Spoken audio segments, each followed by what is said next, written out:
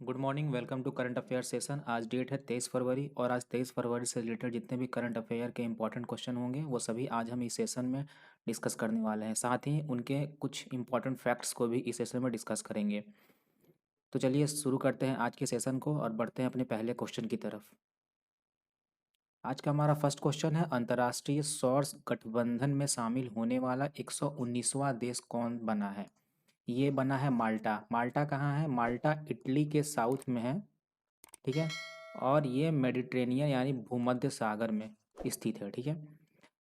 बात करें हम अंतर्राष्ट्रीय सौर संगठन का, तो इसका इंग्लिश नाम है इंटरनेशनल सोलर अलायंस, ठीक है। और इसका पुराना नाम है अंतर्राष्ट्रीय सौर प्रौद्योगिकी एवं अनुप्रयोग अभिकरण, जिसको बोला जाता है international agency for solar technologies and applications, Insta short में। सौर ऊर्जा पर आधारित 121 देशों का यह सहयोग गठन है। यानी जो देश ट्रॉपिक ऑफ कैंसर और ट्रॉपिक ऑफ कैप्रिकॉर्न के बीच में जो ये रेड शेडेड एरियाज हैं, इन्हीं देशों का यह एक संगठन है, जिसका शुभारंभ भारत और फ्रांस द्वारा 30 नवंबर 2015 को पेरिस में किया गया।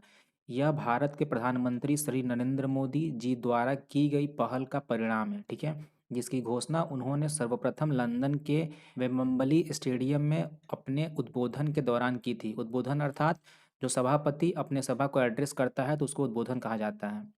उस दौरान इन्होंने इसकी घोषणा की थी।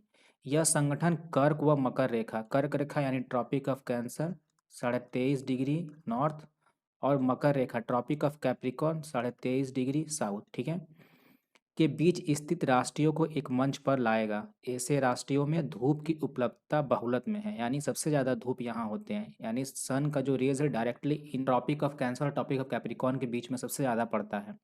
इस संगठन में ये सभी देश सौर ऊर्जा के क्षेत्र में मिलकर काम करेंगे। इस प्रयास को वैश्विक स्तर पर ऊर्जा परिदृश्य में एक बड़े बदलाव के रूप में देखा जा रहा है, ठीक है। आईएसए यानी इंटरनेशनल सोलर अलायंस का लक्ष्य 2030 तक 1 ट्रिलियन वाट यानी 1000 गीगावाट सौर ऊर्जा उत्पादन का है, जिस पर अनुमानतः $1 ट्रिलियन का खर्च आएगा, ठीक है। इसका मुख्यालय कहाँ है? अभी इसका अंतरिम मुख्यालय बनाया गया है जो कि गुरुग्राम में हरियाणा में स्थित है। हमारा सेकंड क्वेश्चन है, किस राज्य ने केरल ब्रांड लोगो और वेब पोर्टल लॉन्च किया है? ये किया है केरल राज्य ने, ठीक है। केरल ब्रांड का लोगो और उसका वेब पोर्टल आप देख सकते हैं, इसका अनावरण किया गया है। केरल सरकार के उद्योग कानून और कायर मंत्री पी राजीव ने केरल में बने उच्च गुणवत्ता वाले उत्पादों की घरेलू और वैश्विक मांग बढ़ाने के लिए केरल ब्रांड के लोगो और वेब पोर्टल का अनावरण किया, ठीक है। केरल ब्रांड के लोगो में आदर्श वाक्य नानमा है, जो एक मलयालम अभिव्यक्ति है जिसका अनुवाद अच्छाई है, ठीक है। नानमा का अनुवाद अच्छाई है हिंदी में। घरेलू और वैश्विक बाजारों में पकड़ बनाने के लिए ब्रांड के तहत सभी उत्पादों पर मेड इन केरला लिखा होगा, यानी जितने भी प्रोडक्ट्स बनाए जाएंगे उन सभी प्रोडक्ट्स पे मेड इन केरला लिखा रहा होगा। ब्रांडिंग यह भी दर्शाती है कि उत्पाद अच्छी गुणवत्ता की है, प्रमाणिक कच्चे माल से बना है और नैतिक प्रथाओं का पालन करके निर्मित किया गया है। क्वेश्चन नंबर थर्ड है, किसने भारतीय बंदरगाह प्रदर्शन सूचकांक के लिए सागर आकलन दिशा निर्देश लॉन्च किया है? ये किया है यूनिस्टर सर्बानंद सोनोवाल ने, ठीक है।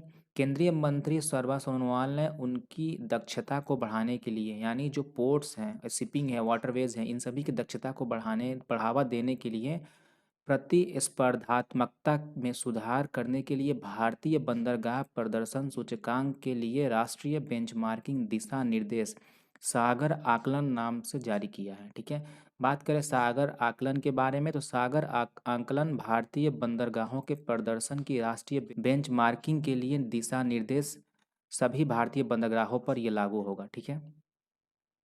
इसका उद्देश्य भारतीय बंदरगाहों की मैपिंग, इसके लॉजिस्टिक प्रदर्शन और दक्षता है और वैश्विक बेंचमार्क के साथ मानकों, परिभाषाओं और प्रदर्शन का सामंजस्य स्थापित करना है। इसका उद्देश्य सुधार, उत्पादकता, स्थिरता और ग्राहक संतुष्टि पर ध्यान देने के साथ बंदरगाह क्षेत्र के समग्र प्रदर्शन में सुधार करना भी है, ठीक है। यानी जो सागर आकलन है इसका मेन उद्देश्य बंदरगाहों का इन्हेंसमेंट है। क्वेश्चन नंबर 4 है, अंतर्राष्ट्रीय स्वाद पुरस्कार जीतने वाला पहला भारतीय खाद्य ब्रांड का नाम क्या है? ये है प्रसुमा। ठीक है। भारत के अग्रणी फ्रोजन फूड ब्रांड प्रसुमा ने अंतर्राष्ट्रीय स्वाद पुरस्कार जीतने वाला पहला और एकमात्र भारतीय खाद्य ब्रांड बनकर एक असाधारण उपलब्धि हासिल की है। प्रसुम्मा के मसालेदार चिकन मोमोज और बीबीक्यू चिकन बाओ बंस दोनों को ब्रुसेल्स में प्रतिष्ठित अंतर्राष्ट्रीय स्वाद संस्थान द्वारा सुपीरियर स्वाद पुरस्कार 2024 के लिए 3 में से 2 स्टार से सम्मानित किया गया है। क्वेश्चन नंबर 5 है, under water photographer of the year 2024 का पुरस्कार किसे दिया गया है? ये दिया गया है स्वीडिश फोटोग्राफर एलेक्स डॉसन को। ठीक है। स्वीडिश फोटोग्राफर एलेक्स डॉसन को उनकी छवि वेल बोन्स के लिए under water photographer of the year 2024 के रूप में नामित किया गया है। ठीक है। फोटो में ग्रीनलैंड की बर्फ की चादर के नीचे एक गोताखोर को मिंक वेल के कंकाल को खोज करते हुए दिखाया गया है। यही वो फोटो है जिसकी वजह से इनको under water photographer of the year 2024 के लिए इन्हें पुरस्कार दिया गया है। क्वेश्चन नंबर 6 है, उत्तर भारत के पहले पिज्ज़ा एटीएम का अनावरण हाल ही में कहाँ पर किया गया है? ये किया गया है चंडीगढ़ में, और ये किया जाएगा इसका अनावरण सुखना लेक के पास में। जी हाँ, जिस तरह आप एटीएम से पैसे निकाला करते हैं उसी तरह आप पिज्ज़ा भी प्राप्त कर सकते हैं एटीएम से 3 मिनट के अंदर।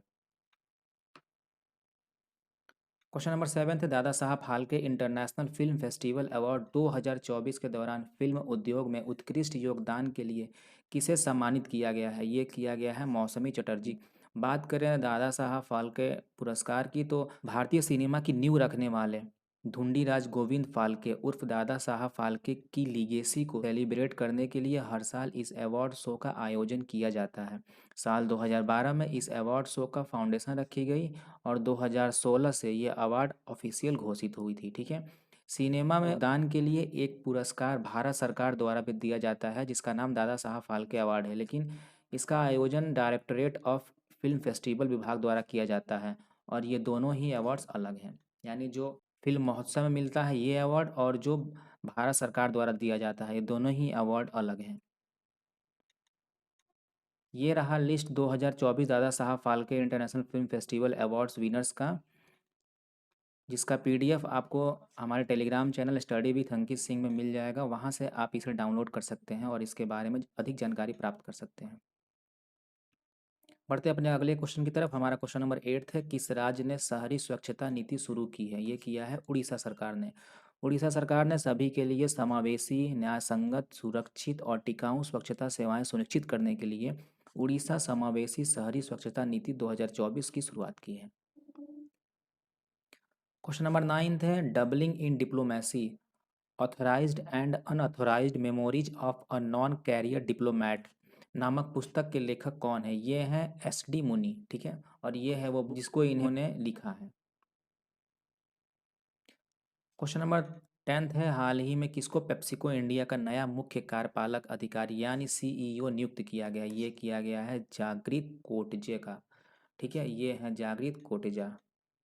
तो ये था आज का हमारा सेशन। कल फिर मिलेंगे आपसे एक नए वीडियो में कुछ इंपॉर्टेंट करंट अफेयर क्वेश्चंस के साथ। तब तक के लिए टेक केयर। Bye bye.